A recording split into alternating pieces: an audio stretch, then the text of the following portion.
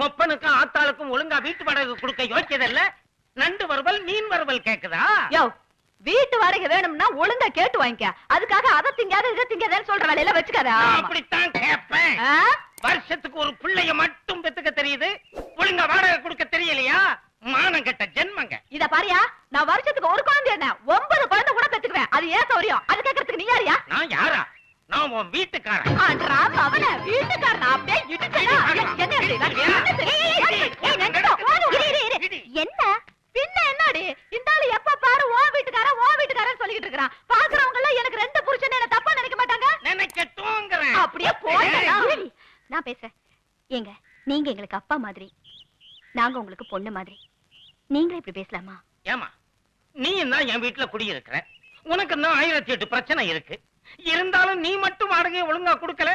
இந்த ஜென்மங்க 3 மாசமா வாடகையை கொடுக்காம ஏமாத்தினா மனுஷனுக்கு ஆத்திரம்